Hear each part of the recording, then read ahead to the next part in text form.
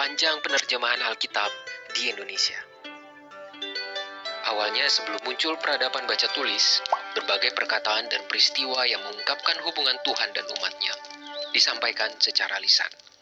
Proses ini berlangsung ribuan tahun dari satu generasi ke generasi berikut. Tulisan terkuno dalam bahasa Ibrani yang telah ditemukan diperkirakan berasal dari abad ke-10 sebelum Masehi. Walaupun masih langka sekali, kemampuan baca tulis memungkinkan firman Tuhan diabadikan dari generasi ke generasi. Dalam Alkitab Ibrani atau Perjanjian Lama, bahasa yang paling umum adalah bahasa Ibrani. Ada juga sedikit bagian yang memuat bahasa Aram. Sekitar abad ketiga sebelum Masehi, umat Yahudi di Mesir mulai menerjemahkan Taurat Ibrani ke dalam bahasa Yunani. Bahasa pengantar yang paling umum digunakan setelah Alexander Agung menaklukkan bangsa-bangsa sekitar Laut Tengah. Terjemahan terkuno ini dikenal sebagai Septuaginta. Kelak Septuaginta akan digunakan oleh sebagian besar gereja purba yang berkembang pesat di lingkungan berbahasa Yunani di seantero Kekaisaran Romawi. Pada abad kedua hingga abad kelima, dilakukan kembali penerjemahan Alkitab sesuai dengan kebutuhan dan konteks pembaca, di antaranya ke dalam bahasa Syria dan Latin.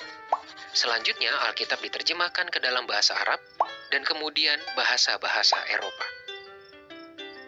Proses penerjemahan Alkitab akhirnya sampai di wilayah Nusantara.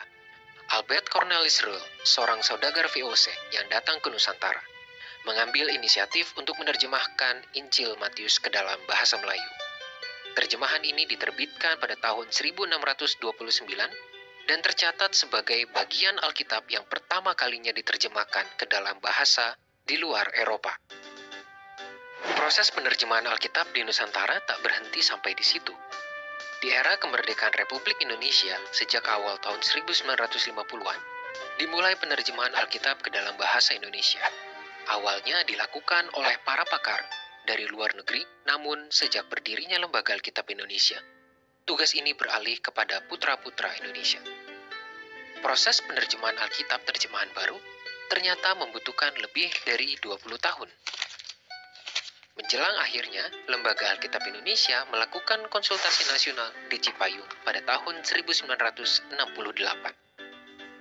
Selain para utusan gereja Protestan, lembaga pendidikan teologi, para ahli bahasa, konsultasi ini juga diikuti oleh utusan gereja Katolik. Dengan semangat kebersamaan lintas gereja, akhirnya disepakati agar Alkitab terjemahan baru yang akan terbit menjadi Alkitab yang digunakan bersama-sama oleh gereja-gereja di Indonesia, baik Protestan maupun Katolik.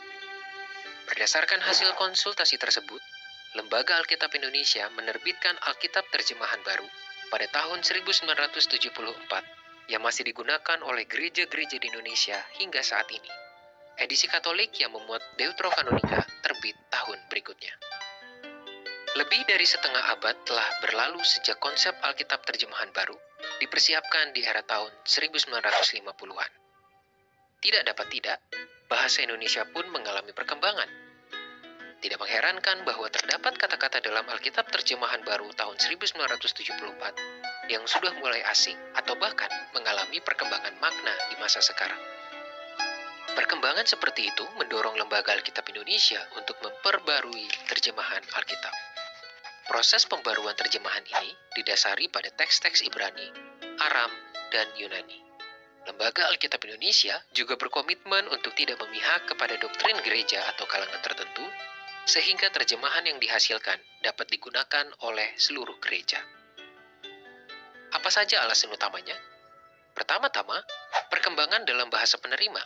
Kedua, perkembangan penelitian naskah dan pemahaman Alkitab. Ketiga, perkembangan ilmu penerjemahan. Mari kita lihat contohnya. Siapa yang menyangka dalam Alkitab terjemahan baru, misalnya 1 Raja-Raja 7 ayat 2, terdapat kata ganja. Sekarang kata ini dipahami sebagai narkoba. Padahal dahulu kata ganja dipahami sebagai bagian dari tiang bangunan. Jadi ganja akan diganti dengan balok. Bila terjemahan dalam Alkitab terjemahan baru terasa kurang jelas atau dapat menimbulkan salah pengertian, terjemahan baru 2 akan menggantinya dengan terjemahan yang lebih jelas. Misalnya, Nehemia pasal 1 ayat 8 di dalam terjemahan baru dituliskan, "Ingatlah akan firman yang kau pesan kepada Musa hambamu itu, yakni, Bila kamu berubah setia, kamu akan kucerai-beraikan di antara bangsa-bangsa. Sedangkan di dalam terjemahan baru 2 akan dituliskan, ingatlah akan firman yang kau sampaikan kepada Musa, hambamu itu, demikian. Bila kamu berlaku tidak setia, kamu akan kucerai-beraikan di antara bangsa-bangsa.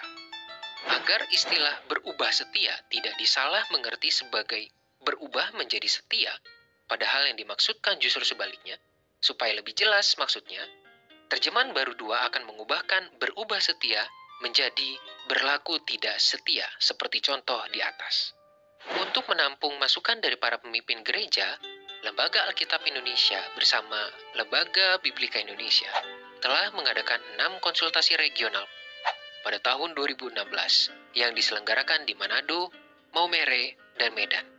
Kemudian pada tahun 2017 di Jayapura, Pontianak, dan Yogyakarta. Dan memuncak pada konsultasi nasional tanggal 7-9 Februari tahun 2018 di Kinasih Resort, Bogor, Jawa Barat. Konsultasi ini dihadiri oleh para pimpinan gereja, para uskup, dan juga unsur pemerintah. Disepakati agar konsep pembaruan dituntaskan dengan memperhatikan masukan dari konsultasi-konsultasi yang dilakukan, dan dilakukan sosialisasi agar umat mengenal hal-hal yang diperbarui dalam Alkitab terjemahan baru dan bersiap menyambut terbitnya Alkitab terjemahan baru.